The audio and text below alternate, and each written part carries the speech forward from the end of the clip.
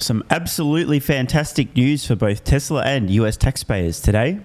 And I will end the electric vehicle mandate on day one.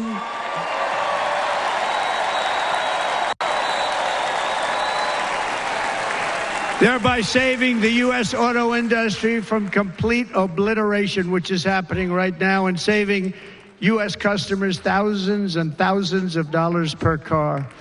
Unfortunately for Mr. Trump, this will be too little, too late, unless, of course, the guys low-key somehow developed a time machine, can send all the automotive manufacturers back about a decade to get their stuff together.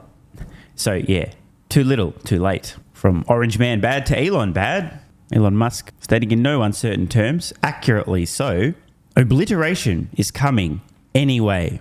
I'll talk more about this in a moment and why this is such excellent news for Tesla. But first, the United Auto Workers ought to be ashamed for allowing this to happen. And the leader of the United Auto Workers should be fired immediately. And every single auto worker, union and non-union, should be voting for Donald Trump, because we're going to bring back car manufacturing and we're going to bring it back fast. Trump ain't mincing his words. And if you're a regular viewer of this channel, you will in fact recall me relentlessly roasting the inept leadership of the United Auto Workers Union myself, repeatedly. The too long didn't watch on those videos, in short, was actions have consequences. Brain-dead actions have dire consequences. And Trump's absolutely right here. I'll talk about how this impacts Tesla in a moment. But this is really important to understand. This guy gets it.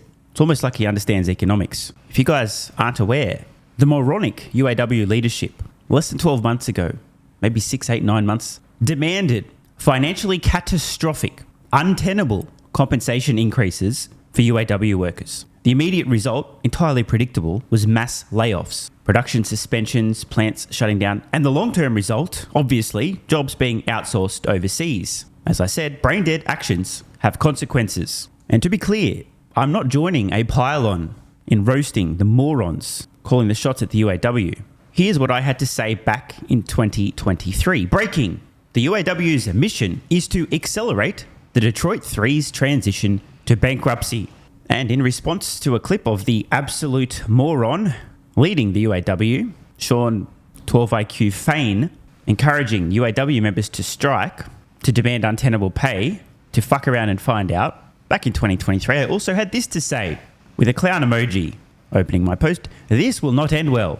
Newly elected UAW president is trying to curry favor with UAW members and in the process will destroy and bankrupt their employers. And in response to a video, September 2023, a bunch of, I'm just going to say it, low IQ UAW workers striking and demanding that their employers pay them financially impossible amounts of compensation, I obnoxiously had this to say. Step 1, demand a 40% raise. Step 2, get a 100% pay cut because the company you work for goes bankrupt because it could not afford to pay you an extra 40%. RIP. A couple of days later, Ford did mass layoffs as a result of this. It's almost like I could have seen this coming. Engaging in more discussion, I also had this to say. None of these companies can afford to increase pay for their employees at a time when they are already on the road to bankruptcy due to the EV transition.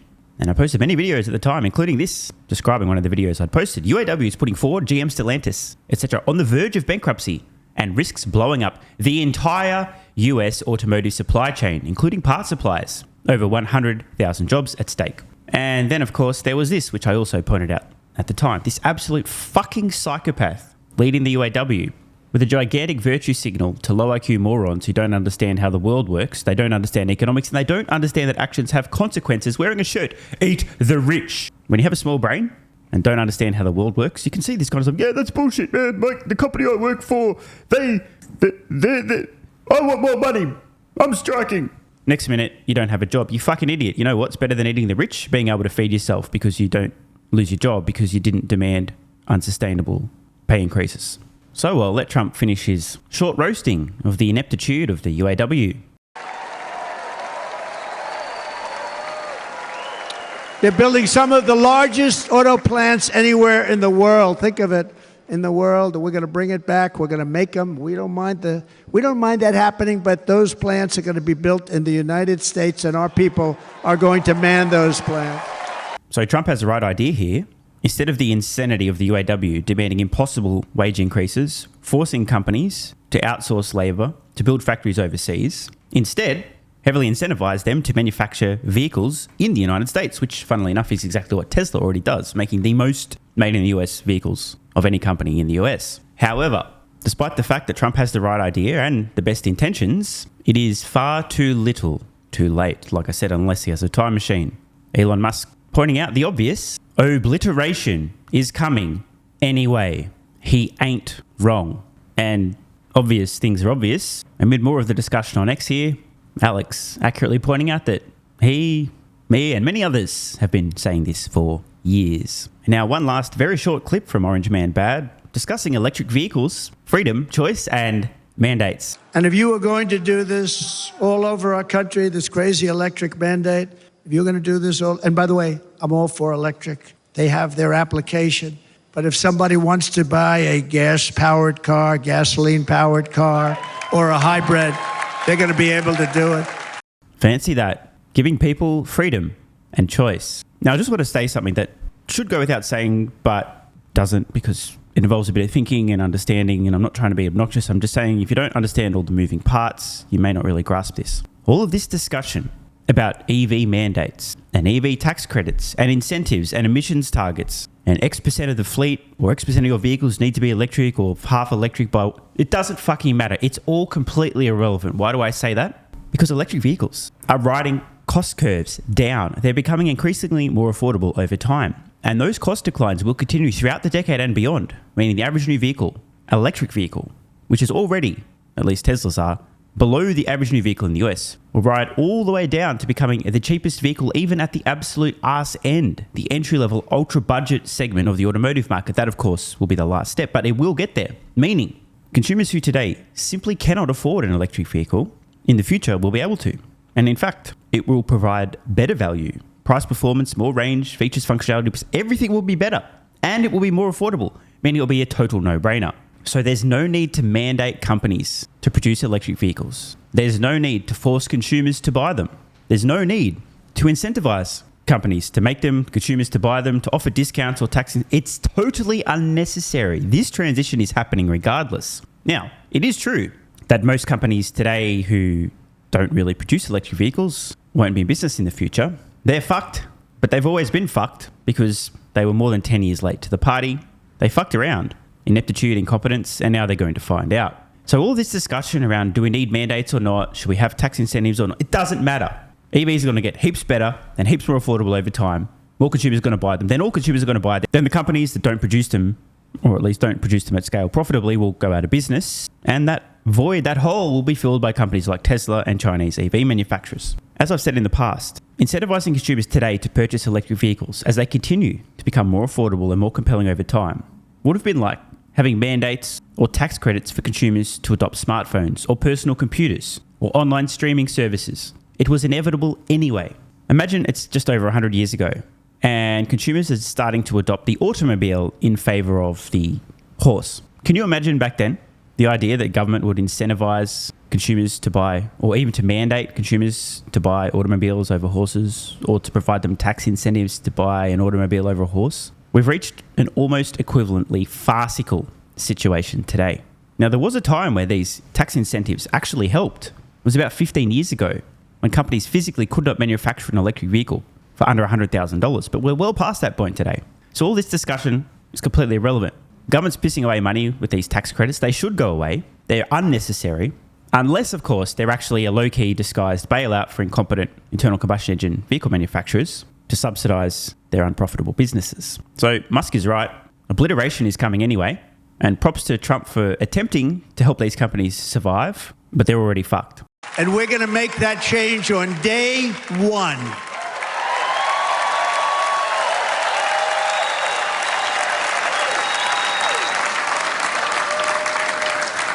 So imagine this. You're the only company in the United States who today is profitably producing electric vehicles at scale. And imagine, under a Trump administration, the totally unnecessary EV tax credits go away, meaning all of the supposed competition who are today losing multiple tens of thousands of dollars per electric vehicle sold, trying and failing to compete with you, are now losing an additional $7,500 per vehicle sold just to keep competing with you on price. Who benefits the most from this? The answer is the American taxpayer, because they're no longer wasting money. But which company benefits more? That would be the company that's already profitably producing electric vehicles at scale and is the only company doing so in the United States. This is a massive win for Tesla and US taxpayers. The dinosaurs are already going extinct. Keeping them on life support for a little bit longer? What's the point? We already know they're going extinct. Stop wasting the money. Lastly, I just wanted to share a short clip, haven't watched yet, from Autoline Daily discussing Trump's comments to the inept leadership at the UAW. Big fan of Autoline Daily, great insights within the automotive industry, so I'm just curious to see what they have to say about what Trump had to say about the UAW. Global automotive industry. Last night, former President Donald Trump gave his acceptance speech to become the Republican Party's nominee for president. And while we tried to avoid politics, Trump actually had quite a bit to say about the automotive industry. First of all, he told UAW members that UAW President Shawn Fain should be fired immediately. He should. He said the UAW should be ashamed of itself for It should. allowing China to build auto plants in Mexico with plans to ship cars to the U.S. Previously, the UAW endorsed Biden for president, and Fain... Now, I wonder why on earth the UAW would be endorsing an extremely corrupt, incompetent man displaying obvious signs of dementia. What's this on screen now? Let's read this. Total contributions by party of recipient. So it appears that we are looking at bribes, also inaccurately described as political donations. And, I see. These are bribes from the United Auto Workers Union to Democrats and Republicans since 1990. And we can see there's a lot of bribes going to Democrats in blue here since 1990. And, in fact, almost no bribes at all going to any Republicans in red, except one strange situation around 2020.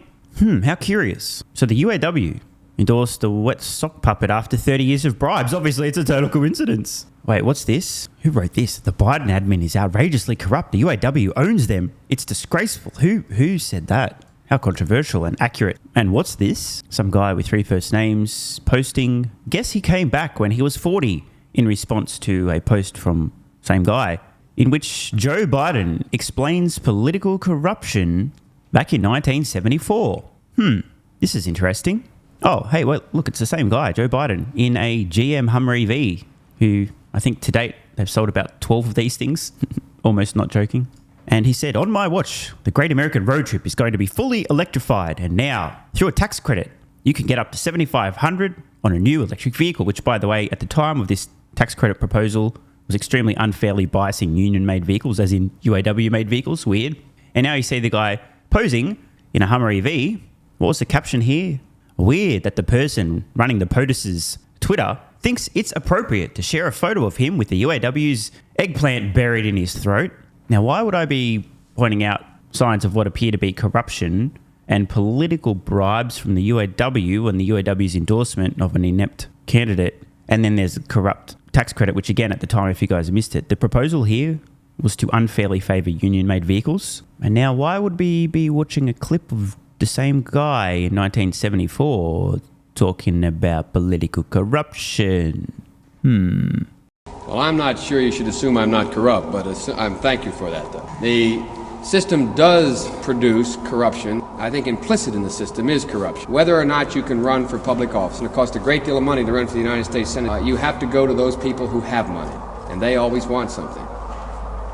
You know that unless you accidentally agree with the position taken by the person or group that has the money, that you run the risk of deciding whether or not you're going to prostitute yourself to give the answer you know they want to hear in order to get funded to run for that office. See, I went to the big guys for the money. I was ready to prostitute myself in the manner in which I talk about it. But what happened was they said, come back when you're 40, son. Oh, so that's why the guy with 3 first names said, I guess he came back when he was 40. How curious. It's all starting to make sense. Called Trump a scab. Trump also said he would welcome the Chinese to build those plants in the U.S. instead of Mexico and threatened new tariffs of up to 200% if they didn't. He also promised to get rid of the U.S.'s EV mandate his first day on the job. Of course, we have to point out that there is no EV mandate in the U.S. There are emissions and fuel economy regulations, which make it almost impossible for an automaker to meet them without having EVs in their lineup. But there is no mandate. Yes, now to be clear, they are correct, but this is essentially an EV mandate regarding the emissions standards. If you can't meet them, and you can't meet them by predominantly producing internal combustion engine vehicles, you do need to produce X amount of EVs. To get there, it's essentially the same shit. These emissions targets requirements are functionally equivalent to an electric vehicle mandate. It's all semantics.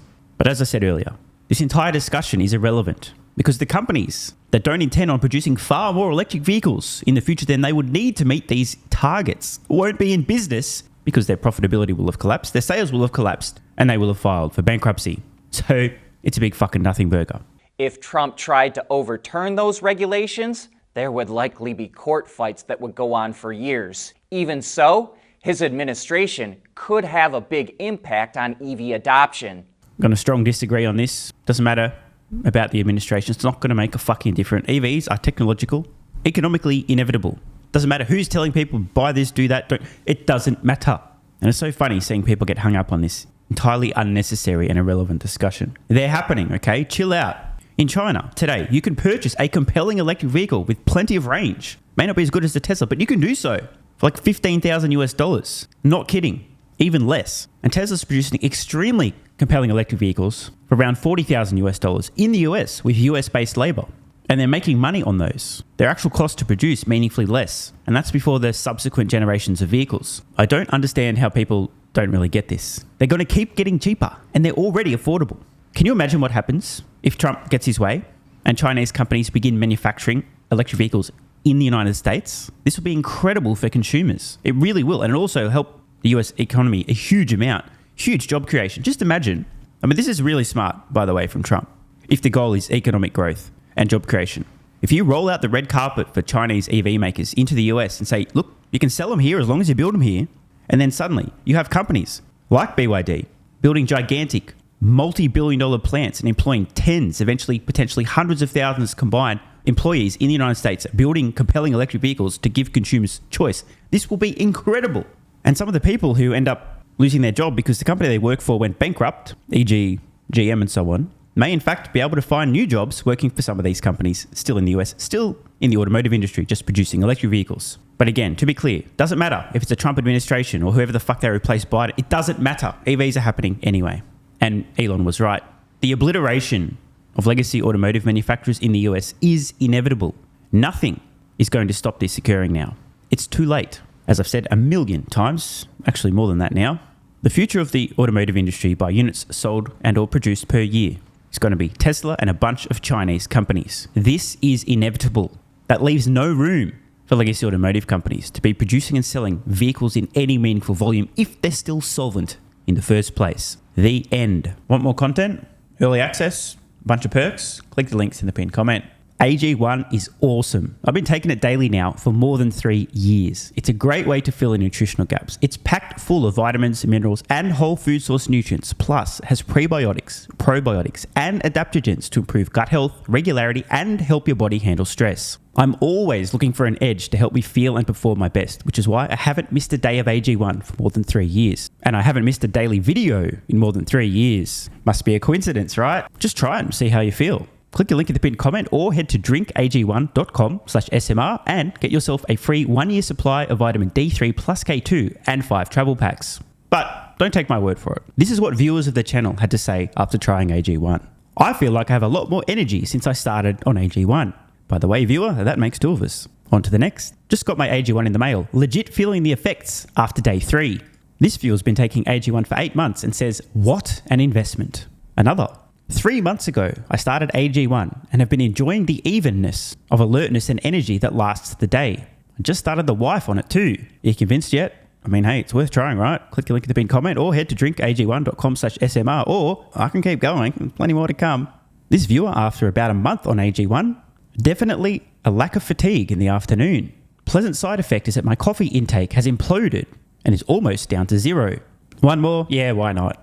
I honestly feel younger and will be continuing to use AG1. This stuff really is crazy good. I didn't think it would be, but this stuff is awesome.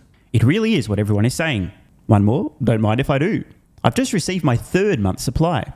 I've drank it every day. I have so much energy throughout most of the day. I'm productive, started a new business, started socializing, refurbished a boat.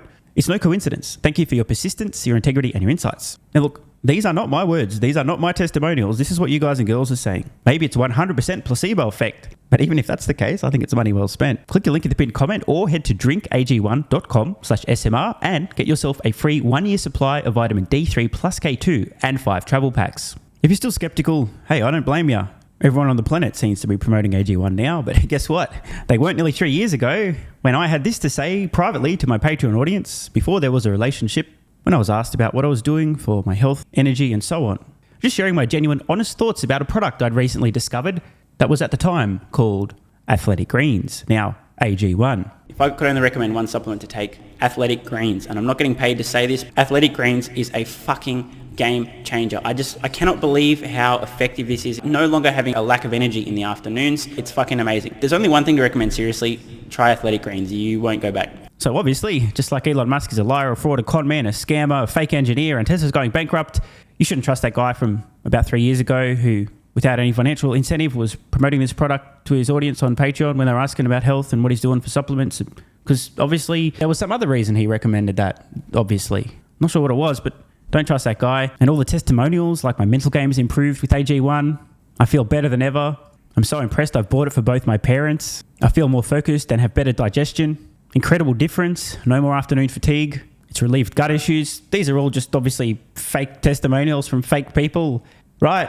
Wrong. Just try it. Unless you hate yourself. If you hate yourself and you don't even want to risk possibly feeling better, this is not for you. But for everyone else, what's the worst that could happen? Try it for a month. See how you feel. It's a no-brainer. Just click the link in the pinned comment or head to drinkag1.com/SMR. You'll get a free 1-year supply of vitamin D3 and K2 plus 5 travel packs. And you'll take the colossal risk that maybe you might have a similar experience to some of the people whose testimonials we've read in this video.